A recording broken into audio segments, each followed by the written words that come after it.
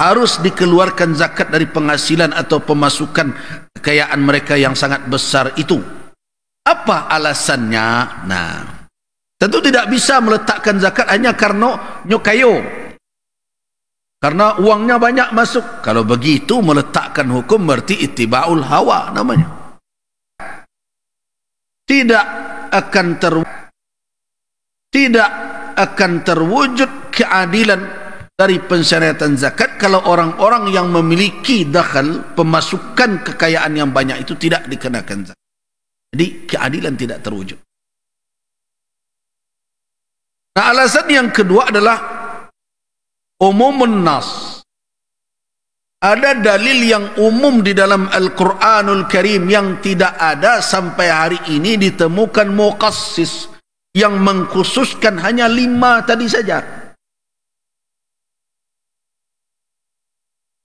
Jadi 5 yang kita sebutkan tadi sebagai harta zakat: az-zahab wal fiddah, emas dan perak, al-ma'din wal rikaz, kemudian urudut tijarah, kemudian az-zuru' was simar, kemudian terakhir adalah al-an'am, binatang ternak. Itu tidak membatasi zakat pada 5 itu saja. Kenapa? Karena di dalam Al-Quranul Karim Allah Subhanahu wa ta'ala telah menyatakan dengan lafaz yang bersifat umum apa yang harus dizakatkan, apa yang harus diinfakkan, dikeluarkan dari penghasilan. Min tayyibati ma kasabtum, dari yang baik-baik apa saja yang kamu usahakan. Berarti di sini ma kasabtum itu menunjukkan umum. Jadi penghasilan apapun kena.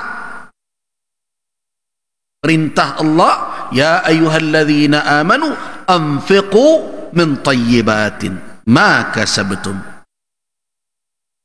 Wahai orang-orang yang beriman, infakkanlah dari yang baik-baik apa saja yang kamu usaha. Jadi kasab apa saja, usaha dalam bentuk apapun mendatangkan hasil, hasil itu masuk di dalam objek zakat. Dan termasuk wa mimma akhrajna lakum minal ardh, dan dari apa yang kami keluarkan untuk kamu dari bumi. Nanti muncul pertanyaan, apakah bawang kena zakat? Orang bertanam lobak kena zakat kah? Ya. Orang bertanam markisa kena zakat? Orang bertanam lado kena zakat kah? Sampai ke sana nanti pembicaraannya. Nah. Namun kalau difahami ayat Al-Quran, ayat 267 surah Al-Baqarah ini, jelas bahwa seluruh penghasilan yang dihasilkan dengan cara yang baik itu adalah harta zakat semua. Artinya dikenai oleh zakat apabila telah memenuhi persyaratan. Pendapat seperti ini di samping Syekh Muhammad Al-Ghazali juga disampaikan oleh para ulama lainnya seperti Syekh Abu Zahra, begitu juga Syekh Abdul Wahab Khallaf, dan termasuk juga Syekh Yusuf Al-Qaradawi rahimahullah juga berpendapat seperti itu di dalam kitab beliau Fiqh Az-Zakah, mana beliau mengatakan ar-rawatib wal ujur wa iradatul mihanil hurra, yaitu gaji, jasa, pemasukan dari berbagai profesi, itu wajib zakat padanya.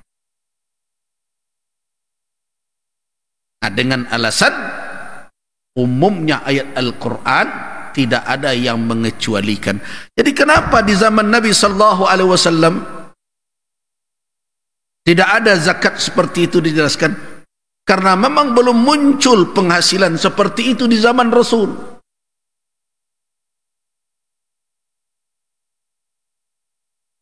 Belum muncul. Tetapi secara umum ayat Al-Quran telah menjangkaunya. Secara umum maqasid dari zakat telah menjangkaunya. Nah, tetapi saya katakan walaupun secara persis tidak ada contoh, karena memang pegawai tidak bergaji di zaman itu. Nah, bahkan diplomat pun ketika itu tidak bergaji.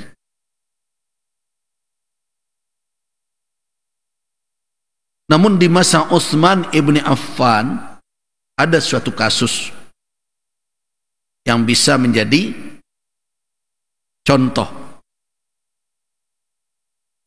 dan mirip dengan profesi, yaitu al-ata atau ata. Ata ini adalah pemberian yang disediakan oleh negara berupa jatah untuk orang-orang yang mereka adalah seperti as-sabiqun, orang-orang yang awal dengan muhajirin dan ansar, termasuk juga ahlul badar dan lain-lain, pahlawan-pahlawan itu mendapatkan ata. Di masa Utsman ibn Affan, sebagaimana diriwayatkan dari Aisyah ibnatu Qudamah binti Qudamah ibn Maz'un, apa kata beliau? Kana Utsman ibn Affan Amirul Mukminin, Khalifah Rasulullah sallallahu alaihi wasallam yang ketiga, idza kharaja lil ata, apabila beliau keluar untuk memberikan jatah tersebut, pemberian kepada seseorang, arsala ila abi, dia utus orang dahulu saja. Apa isi pesannya? In kana indaka malun qad wajabat fihi zakatu hasabnaka fihi min ataika. Nah, jika engkau punya harta yang wajib zakat padanya, maka kami hitungkan zakatmu dari jatah yang engkau akan terima ini. Artinya pemotongan terhadap penghasilan atau pemberian dari negara sebagai bahagian dari zakat di masa itu sudah terjadi.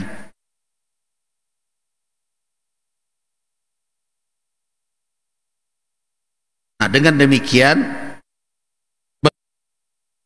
demikian berarti apakah ada dalil yang memberikan petunjuk bahawa penghasilan yang berlipat-lipat itu, yang lebih banyak dibandingkan dengan penghasilan petani dan berbagai macam itu, terkena zakat? Ada, yaitu dalil umum dan kasus Utsman ibn Affan tadi. Nah, walaupun kita sadar, kita tahu bahawa ulama tidak sepakat dalam perkara ini, tetapi melihat dari dalil-dalil tadi dan tidak adanya takhsis, pengecualian bahawa penghasilan tersebut tidak terkena zakat, jadi yang 5 tadi bukanlah mukhassis. Kenapa? Karena tidak ada batasan, hanya 5 ini sajalah harta zakat. Tidak ada, Nabi mengatakan begitu. Nah, di dalam kaedah ilmu usul dikatakan oleh ulama, zikru ba'di afradil 'ami fil hukmi la yufidu takhsis. menyebutkan sebahagian dari anggota yang umum. Jadi yang umum itu mencakup banyak fardun, banyak objek. Nah, menyebutkan sebagiannya bukan berarti mengkhususkan sebagian itu saja, yang lain tidak masuk. Tidak ada teori hukumnya seperti itu. Ambil contoh, kalau ada berita pertama, jamaah haji Indonesia berangkat menuju ke Tanah Suci, terus datang berita yang kedua mengatakan jamaah haji Sumatera Barat berangkat ke Tanah Suci.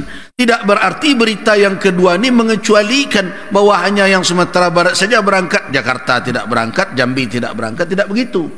Jadi berita tentang 5 jenis harta zakat tidak menafikan jenis yang lainnya. Berarti munculnya 5 itu disebabkan karena itulah yang ada di zaman tersebut. Nah, sedangkan penghasilan yang lain telah ditegaskan oleh Al-Quranul Karim sebagai bahagian dari harta yang harus diinfakkan berdasarkan ayat surat Al-Baqarah tadi, ya ayyuhalladzina amanu anfiqu min thayyibati ma kasabtum wa mimma akhrajna lakum minal ardh. Nah, berdasarkan kepada pertimbangan tersebut, dan banyak ulama yang berpendapat zakat profesi ada. Nah, berdasarkan kepada pertimbangan itulah termasuklah kita di Sumatera Barat pernah melakukan beberapa kali mudzakarah, memutuskan bahwa profesi, jasa, gaji, penghasilan dari profesi apapun yang baik termasuk ke dalam harta zakat. Nah, dasar itulah yang menjadi alasan orang untuk mengambil zakat dari gaji. Nah, cuma persoalannya sekarang, setelah ditetapkan dia harta zakat, kemana ukurannya? Apakah ukurannya akan disamakan ke zakat perdagangan atau mana? Terjadi lagi perbedaan pandangan dalam hal ini. Ada yang berpendapat bahwa gaji jasa itu dizakatkan seperti zakat az-zuru' was-thimar, tumbuh-tumbuhan dan buah-buahan. Berarti kalau seperti itu, maka tentu zakatnya dikeluarkan setiap menerima. Sebagaimana zakat tumbuh-tumbuhan, wa atu haqqahu yauma hasadih, bayarkan haknya pada waktu panennya. Setiap menerima gaji, bagian.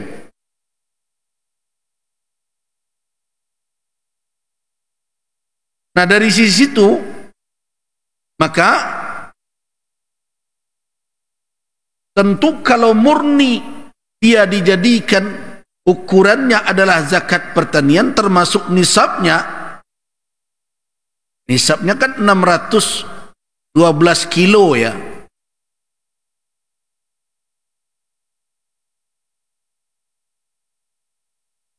Kalau begitu kita menerapkannya, maka terasa ada kezaliman kepada para pegawai ini. Kenapa seperti itu? Karena pegawai ini akan membiayai hidupnya ke depan.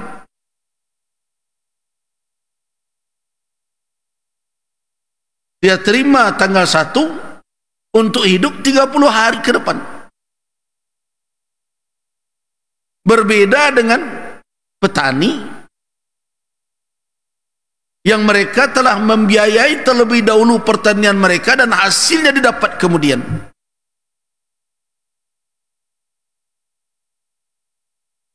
Kalau itu diberlakukan, maka pegawai akan kesusahan. Sedangkan di dalam hadis ditegaskan, di samping syaratnya adalah harta tersebut termasuk jenis zakat, orang yang memiliki harta itu bersyarat pula, syarat yang lain apa? Ghaniyun, kaya. Nama sadaqah an zahri ghaniyin. Zakat itu diambil dari pundak orang yang kaya. Bagaimana kalau dia menerima taruh 3 juta, 4 juta untuk anaknya yang berenam?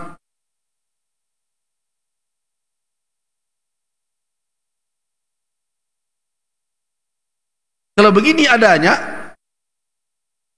kita akan memungut zakat dari fuqara jadinya. Dan itu terjadi sekarang ini. Jadi mengapa kita kritik ya implementasi zakat yang berlaku di berbagai lembaga-lembaga amal zakat? Karena kecenderungan lembaga amal zakat itu sekarang adalah mengumpulkan sebanyak-banyaknya, kemudian dapat award. Nah, itu kan kerajaannya gini tuh. Nah, itu kan kerajaannya gini tuh.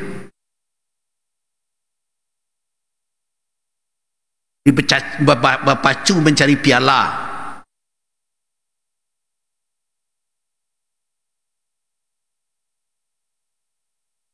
Jarang dinilai bagaimana zakat itu didistribusikan dengan baik dan efektif untuk apa? Untuk meningkatkan ekonomi umat. Nah, ukuran itu tidak muncul.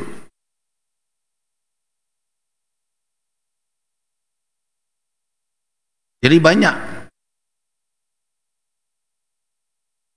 pengurus badan amil zakat yang marah kepada saya, tidak senang. Bahkan dahulu kawan-kawan yang sama di MUI pun sekarang berada di badan amil zakat, sama-sama dari Al-Azhar pun tersinggung dengan saya, marah karena saya peringatkan zakat ini. Berbagai cara mereka merendahkan, melecehkan. Tapi saya tidak akan berhenti dengan cara-cara mereka begitu. Kenapa? Di dalam suatu pertemuan pernah sekali minta, ya bisa tidak MUI Sumatera Barat mengeluarkan fatwa agar masyarakat ini berzakat hanya ke lembaga dan amil zakat saja, atau setidaknya lebih banyak kepada lembaga amil zakat. Saya katakan, saya jawab di hadapan mereka, bukan di sini saja saya katakan. Nah, tidak, kami tidak akan mengeluarkan fatwa lagi. Kenapa? Karena bapak-bapak meminta fatwa hanya untuk mengambil dari umat.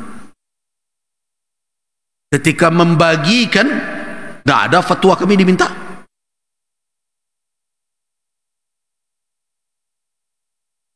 Marah mereka. Silahkan saja marah. Saya tahu kok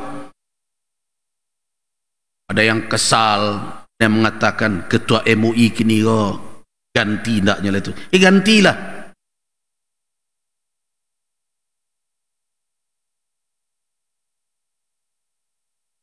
Mereka buat berbagai cara supaya MUI Sumbar tidak didengar orang.